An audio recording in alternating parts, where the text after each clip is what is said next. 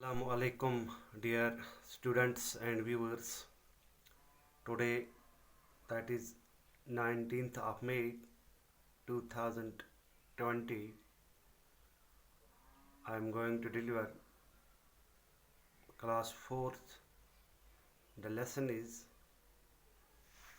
which I have. The lesson is with a little bit of luck and its grammar, and the topic is kinds of sentences. इससे पहले हमने पढ़ा था, इसकी exercise हमने की थी और हमने सेंटेंस के बारे में भी बताया था आपको। तो आज इसमें काइंड्स ऑफ सेंटेंस हम उसके बारे में थोड़ा जानकारी मैं आपको दूंगा। इसके बहुत सारे काइंड्स हैं। सबसे पहले मैंने ए पार्ट में असर्टिव सेंटेंस लिखा है, या इसे डिक्लेरेटिव सेंटेंस कहा जाता है। Assertive or declarative sentence, it is a sentence that asserts or declares. In other words, in such a sentence, a statement is made which can be affirmative, positive or negative, etc. जो assertive sentence होता है, ये वो sentence होता है जो किसी चीज़ पे हक जताता है, कोई चीज़ एडमिट करता है या कोई डिक्लेयर करता है।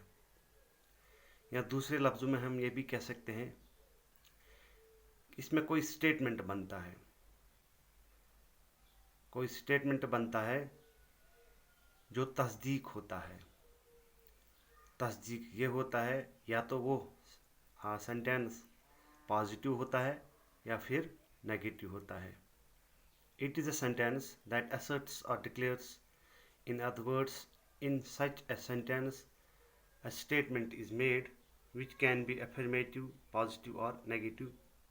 Example है इसका, I always trust God, ये इसका पॉजिटिव है एग्जाम्पल। और दूसरा इसका है all that glitters are not gold। जो पहला वाला मैंने लिखा है I always trust God, ये पॉजिटिव है, मैं हमेशा खुदा पे यकीन करता हूँ, ये पॉजिटिव सेंटेंस है। दूसरा मैंने लिखा है all that glitters are not gold, सारी चमकीली चीज़ें सोना नहीं होता है, और ये नेगेटिव है। उसके बाद उसका बी पार्ट है इम्परेटिव सेंटेंसेस। प्यारे बच्चों, इम्परेटिव सेंटेंसेस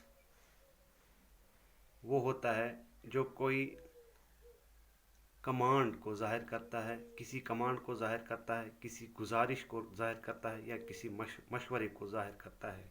तो इंग्लिश में मैंने लिखा है it is a sentence that express a command, a request और an advice. Example, do as I tell you, वैसा ही करो जैसे मैंने कहा, ये एक कमांड है। Please give me a pen, मेहरबानी करके मुझे एक पेन दीजिए, ये रिक्वेस्ट है। इसका third part, you should consult a good physician, आपको एक अच्छे फिजिशियन से कंसल्टेशन करनी चाहिए। इसमें ये आता है, ये एडवाइस है। तो प्यारे बच्चों, उसके बाद इसका आता है इंटरोगेटिव सेंटेंसेस।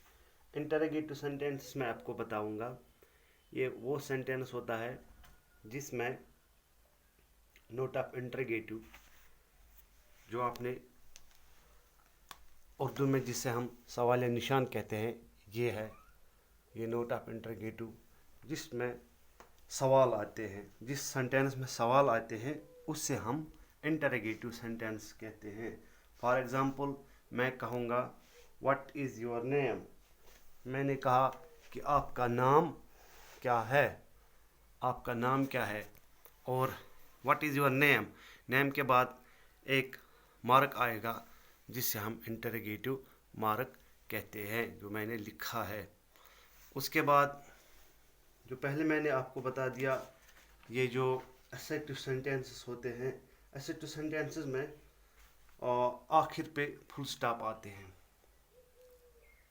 यानी कि जो assertive sentences होते हैं उनके आखिर में फुल स्टॉप आते हैं, जैसे हम डॉट वगैरह डालते हैं। तो उसके बाद बच्चों इंटरोगेटिव सेंटेंस के बाद ऑप्टेटिव सेंटेंसेस है या एक्सक्लेमेटरी सेंटेंसेस है।